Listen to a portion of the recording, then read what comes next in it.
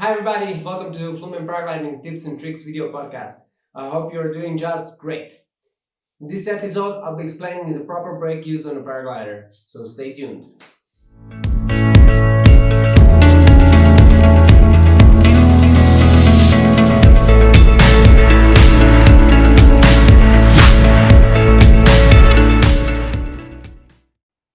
Today's topic is about the brake use. At my classes, I got many novice pilots that don't use the steering potential of their paraglider. Understeering makes the flights uncomfortable, unsafe, and also creates problems with keeping smooth 360s during the thermaling to maximize the climb or making a bullseye landing when it's needed. The problem starts typically at your beginner's course. The instructors try to keep you safe by teaching you to use the brakes as least as possible, so you don't do something dangerous. Also, beginners in general are quite shy when applying the brakes. We can do a lot with the brakes, a lot. You are changing speeds, controlling the paraglider's roll and pitch, changing the glide angle, making smooth, controlled 360s and preventing collapses. All this by using the brakes. And if you're an acro pilot, you can even fly backward. When you leave school, in general, you go with the mantra of look, clean, pull. That is how you get around through the air and to the landing. It works more or less okay if you're on an A paraglider, but it won't work on a more advanced paraglider. Why does the paraglider turn when we pull the brakes? Paragliders turn due to the difference in speeds on the left and right side. You can either reduce or increase speeds.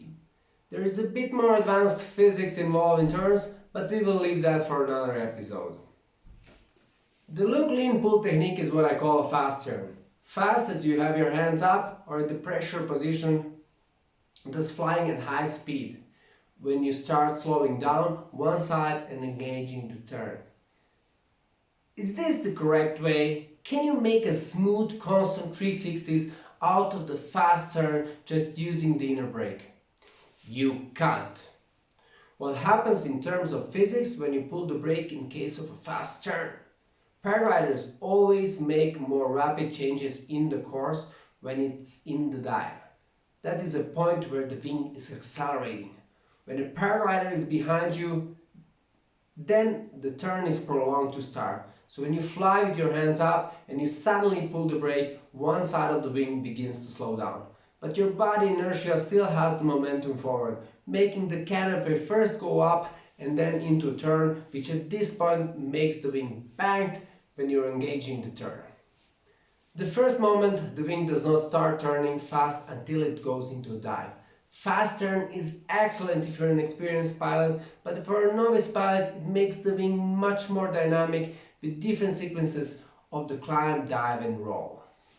Also, when using just the inner brake to make the corrections in turn, you usually end up with a lot of rolls that are hard to control with only one hand. So what should you do? There are different ways to engage the turn depending on your level. I'll be here explaining only the way a novice pilot should engage a turn for thermaling or landing. Your paraglider can turn, let's say right, by using the left hand. How? Well, if you apply both brakes before the turn, should be around 20 to 25% of the brake, you can make a constant 360 turn by releasing the opposite brake.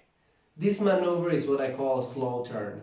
In this situation, you fly at a reduced speed, and to turn when you're releasing the outer brake, the outer wing starts increasing the speed, thus putting a canopy into a slide dive, thus turning quicker without rolling. Even though it seems that the turn is going to be the same, it's not. So, let's see. Okay, starting to climb, I apply both brakes and I start releasing the outer brake, okay? So my inner brake is completely fixed, the turn is completely controlled, the speed of the turn is controlled with the outer brake, okay? I want to fly straight a little bit into the wind, I apply again both brakes, flying, and then I want to start turning, pull clean, releasing. If I see the turn is too slow, I release more. If I see it's too fast, I apply again the outer brake, okay? So each turn I can compensate. When I'm flying into the wind, I apply both brakes, so same position. Every time I'm heading into the wind, I'm on the same brake. I want to turn, I release the outer brake, okay? The turn, the idea is every time to not have a roll, every time you make a turn, your hands have to come to the standard position of 20-25% of the brake, okay? Now, as you could see, my turn is quite constant, gentle and slow without too much banking. Remember, if the turn is getting faster, it is always better to pull on the outer brake while keeping the inner one put. This action will slow down the turn gently. If you release the inner brake as you get a bit scared, the wing's energy and your inertia will be converted into an opposite roll with a climb and later a dive. But my instructor told me not to pull hard on the brakes. Yes, if you will be doing fast turns, you should definitely be careful not to pull hard. While flying in turbulent air, tunneling or making a landing approach, you should be always having 20-25% of the brakes. Like this, the paraglider flies at lower speeds, thus less energy, less movement, and everything happens slow. Your paraglider will roll and pitch less. You want to turn, just release the outer brake and control the turn by using the external brake. You come to the desired direction, just pull the outer brake again down and stabilize the flight. You will see that there is a tiny roll involved and you will feel in control. Having the external brake will maintain the wing solid during the turns, thus preventing the collapse. If you want to become a tandem pilot one day, being able to keep the turns super smooth and constant is a must. Unless you want to see your passenger puking all the time. Practice makes perfect. Dangers involving the use of the brakes and when not to use much brake.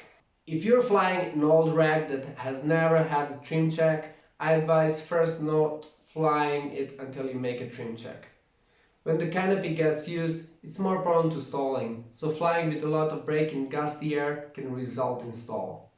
If the school doesn't care about trimming the wing, they tell the students not to use the brakes much. If the paraglider is in good state, then having 25% or even 50% of the brake is not a problem. Another situation where you can't give up your airspeed is in gusty conditions. As you have significant changes all the time around your canopy and the airspeed can get low when having a lot of brakes, you risk stalling your wing. So in gusty conditions, active flying and keeping the speed is more important than having a smooth ride. Also, when using a lot of brake on the landing approach to reduce your glide, be careful how fast your hand goes up. Slower you fly, slower the hand movements have to be to avoid spins and violent rolls. When landing and there is an indication of wind gradient close to the ground, always remember higher airspeed means safety. So if there is a wind gradient, be careful when applying the brakes. Another dangerous situation can happen when you're doing a top landing. So doing a top landing, you should also be careful with how much the brake you have if you will be landing at the point where the wind is coming from below the ridge.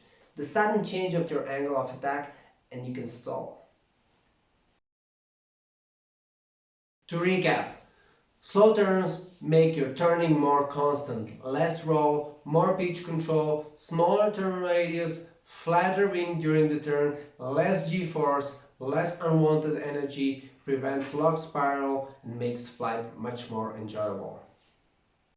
I'm adding an extra to this video, a way of engaging a smooth spiral by using the slow turn technique. Please, if you have never done spirals, don't do this unless you are doing an SIV. So to engage a spiral ideally, we first check if the airspace is free and then we pull 30% of the boat brakes. Start brake shifting and start releasing the outer brake slowly. At some point the wing will start getting into a spiral. Control the speed with the external brake. To go out, start applying the outer brake again until the speed decreases, and then you can begin slowly to even your hands up. So I apply both brakes here on this wing, it's still the carabiners. A little clean, and I start releasing the outer brake. Okay, releasing, releasing, releasing. Now it's entering the spiral. I hold the pressure on the outer brake. If the spiral is too strong, I apply a bit of the outer one. The inner one is fixed, okay? I want to go out, I just level out my hands, okay? In one of my next videos, I will explain how to make the perfect landing, how to change the glide by using the brakes, and why I hate flapping and why people get hurt by doing it. When using the full potential of the brakes, you will enjoy the flying much more and will give you confidence and essential safety. If you like my video podcast, don't forget to subscribe by clicking the subscribe button. I'll be publishing videos, so don't lose the next episode. If you feel grateful and you like to support this video podcast, remember us next time when you want to do a good deed. PayPal donations you can do straight to our PayPal account. Please, if you have some questions or you want to see an episode of something that you want to know, just leave a reply below in the comment section.